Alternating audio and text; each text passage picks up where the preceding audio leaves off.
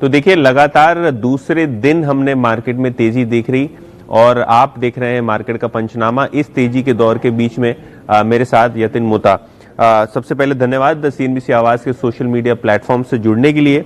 और जैसे कि मैंने पहले बताया अपने ओपनिंग रिमार्क्स में तेजी बरकरार है और जिस हिसाब से ये बुल रन हमको देखने को मिल रहा है कहीं ना कहीं इसमें एफआईआईज का बहुत बड़ा योगदान है, क्योंकि जो एफआईआई फ्लोज हैं और जो निवेश वो कर रहे हैं, विदेशी पैसा जो इंडिया में आ रहा है, उसका सीधा असर आज हम मार्केट्स पे देख रहे हैं कि किस हिसाब से जबरदस्त तरीके से दौड़ रहे हैं। अच्छा, अगर आप मार्केट्स की बात करें तो निफ्टी ने 13,000 के मार्क के ऊपर आज क्लोज दिया, तो रिकॉर्ड हाई लेवल्स हमने देखे ओवरऑल मार्केट में। और अगर आप निफ्टी बैंक की भी बात करें तो 45,000 के मार्क के आसपास आके हम लोग, सॉरी सेंसेक्स की अगर आप बात करें तो 45,000 के मार्क के आसपास आके हम रुके हुए हैं। आज 500 पॉइंट का उछाल हमने सेंसेक्स में भी देखा। निफ्टी बैंक आज का स्टार परफॉर्मर, लगभग 3% की तेजी वहां हुई, टॉप सेक्टोरल गेनर था। और बैंक्स और रियल एस्टेट स्टॉक्स आज मैं अगर कह सकूं तो फायर पे थे। कहीं ना कहीं दोनों ही सेक्टर्स ने बहुत अच्छा प्रदर्शन दिखाया, लगभग 2.5 से 3% की एवरेज तेजी यहां देखने को मिली।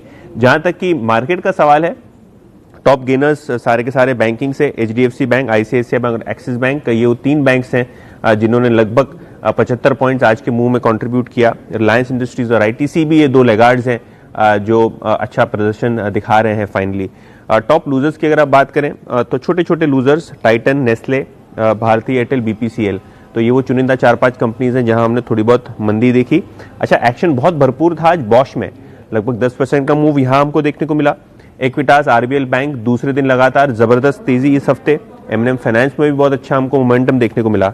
मिड कैप्स की अगर आप बात करें तो जैसे मैं पहले कह रहा था, रियल एस्टेट स्टॉक्स में बहुत जबरदस्त आज तेजी देखी। तो सनटेक रियल्टी जो था वहां हमने डबल डिजिट गेन्स आते हुए देखे। फ्यूचर रिटेल अपर सर्किट में था आज। सुवेन फार्मा और बीएमएल, वो 2 स्टॉक्स हैं जहां हमने 7-8% का इंट्राडे अपमूव देखा। तो चलिए शुरुआत करते हैं आपके क्वेरीज को सुलझाने का काम, क्योंकि जिस हिसाब से आज मार्केट में मोमेंटम आया है, कहीं ना कहीं आपकी क्वेरीज भी मैं मानता हूं कि बढ़ गई होंगी। महेंद्र प्रजापति जी कह रहे हैं कि भारत फोर्ज उन्होंने 526 के लेवल्स पे लिया, जो लगभग अभी 350 के लेवल्स पे है, क्या करना चाहिए? देखिए महेंद्र जी, आपकी खरीदारी जो है ऊपर के स्तरों पे है, तो नुकसान तो हो रहा है, लेकिन जिस हिसाब से ऑटो कंपनीज ने टर्न अराउंड दिखाया है, ऑटो एंसिलरीज अभी चलना शुरू हुई हैं, तो कहीं ना कहीं आपको एक ट्रेडिंग गेन जरूर भारत फोर्ज में आता हुआ मिलेगा। देखिए, ये कंपनी के लगभग 30-35% रेवेन्यूज जो हैं ओवरसीज मार्केट से आते हैं, खास करके अमेरिका से, जहां जो कमर्शियल व्हीकल बिजनेस है वो पूरी तरीके से रिकवर नहीं हुआ है। तो आप ये मत एक्सपेक्ट करिए कि शॉर्ट टर्म तो मीडियम टर्म में आपको 500-550 के लेवल्स देखने को मिलेंगे, बट यहां से जरूर आपको 10 से 15% का अपसाइड देखने को मिलेगा। तो आपकी पोजीशन अगर लॉन्ग टर्म की है तो थोड़ा होल्ड कर लीजिए। अगर आपने ट्रेडिंग के लिहाज से लिया है तो लगभग 400 के आसपास एग्जिट के चांसेस खोजिए। अच्छा, डॉक्टर शशांक कदम की फिर से एक बार क्वेरी आई है कि उन्होंने आवास फाइनेंस लिया है लगभग 1556 में। देखिए, अगर आप हाउसिंग की बात करें, रियल एस्टेट की बात करें, तो स्टेट गवर्नमेंट्स का काफी सारा सपोर्ट आ रहा है उस सेक्टर के लिए, और ये आवास फाइनेंसियर जो है वो हाउसिंग लोन्स देती है, छोटे छोटे एसएमईज को लोन्स देती है, तो कहीं ना कहीं इसको भी उसका बेनिफिट जरूर देखने को मिलेगा। तो बढ़िया इन्वेस्टमेंट है अगर आप लॉन्ग टर्म के लिए इसको होल्ड करना चाहते हैं। तो अगर आप ब्रोकरेजेस एक्सपर्ट्स की माने तो यहाँ एक होल्ड कर सकते हैं आप लॉन्ग टर्म के लिए। अच्छा, राजकुमार जी आज फिर से वापस एक बार टाटा मोटर्स और अशोक लेलैंड के बारे में बात कर रहे हैं। देखिए, हमने येस्टरडे भी इसके बारे में कहा था कि जिस हिसाब से ऑटो शेयर्स में हमने देखा है कि गाइडेंस अच्छा है, फेस्टिव सीजन खास करके दिवाली में दबा के सेल्स हुई हैं, बहुत अच्छी धमाकेदार दिवाली गई है ऑटो कंपनीज के लिए, तो कहीं ना कहीं दोनों अशोक लेलैंड और टाटा मोटर्स को फायदा आता हुआ दिखाई देगा। शॉर्ट टर्म के हिसाब से यहाँ आपको थोड़ी बहुत अच्छी अपसाइड बनती हुई दिखेगी, लेकिन मेरा ये कहना है आपको राजकुमार जी कि स्टॉप लॉस जरूर रखें, क्योंकि आप शॉर्ट टर्म और ट्रेडिंग जब करते हैं तो स्टॉप लॉस का बहुत अच्छे से ख्याल रखिए।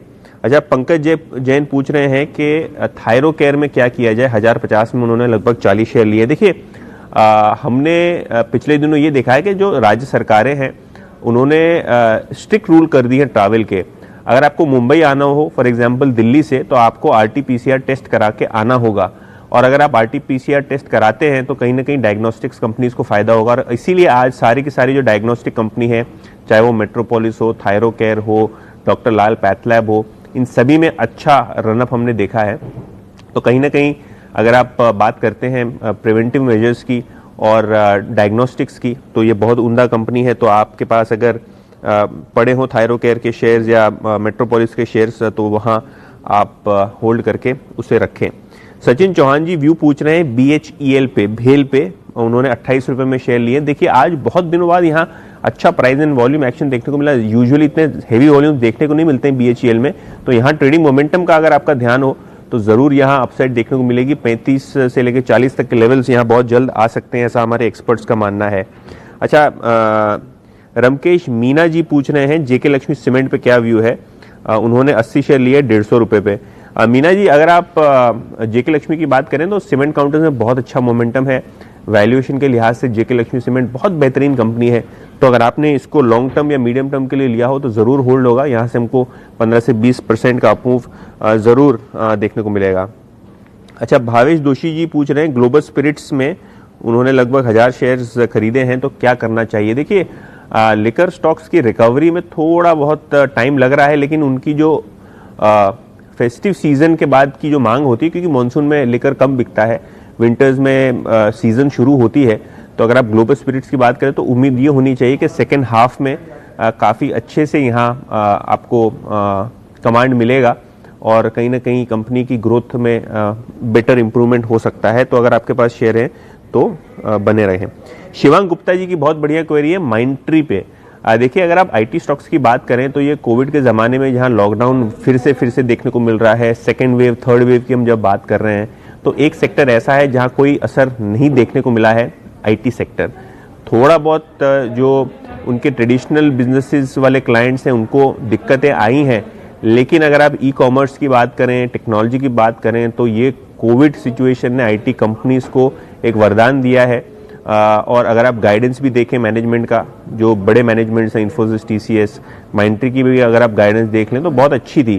तो अगर आपने IT कंपनीज में निवेश किया है, चाहे वो फिर माइंडट्री क्यों ना हो, इन्फोसिस क्यों ना हो, TCS क्यों ना हो, बढ़िया IT कंपनीज में अगर आप पैसा लगाएंगे तो मेरे हिसाब से रिटर्न्स बहुत बेहतरीन देखने को मिल सकते हैं। तो IT कंपनीज और IT सेक्टर पे व्यू काफ़ी अच्छे तरीके से पॉजिटिव है, तो वहाँ बने रहिए प्लीज़।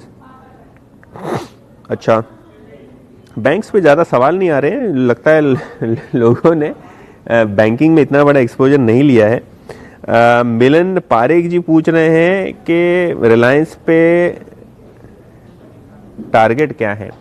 देखिए स्टॉक ने बहुत अच्छी तरीके से करेक्ट किया है, लेकिन 50 से 100 दिन का जो मूविंग एवरेज का लेवल है उसके नीचे थोड़ा बहुत ट्रेड कर रहा है, 200 दिन के मूविंग एवरेज के ऊपर ट्रेड कर रहा है। तो कोई भी एक पॉजिटिव ट्रिगर अगर कंपनी में आ जाएगा तो हम देखेंगे रिलायंस में फिर से एक बार फ्लेयर अप आपको देखने को मिल सकता है। अगर आप ब्रोकरेज के टारगेट की बात करें तो यहाँ काफ़ी अच्छे टारगेट्स आ रहे हैं, 10 से 15% तक की अपसाइड आपको बहुत जल्द देखने को मिल सकती है। लेकिन अगर आप देखिए कोविड के लॉकडाउन के बाद एक क्या फेनोमिनल रन दिखाया है कंपनी, तो कहीं ना कहीं थोड़ा बहुत रेस्ट लेगा और अपॉर्चुनिटी ऐसी है कि आपको यहाँ शेयर्स होल्ड करके रखना चाहिए। नितिन अरोरा की भी वही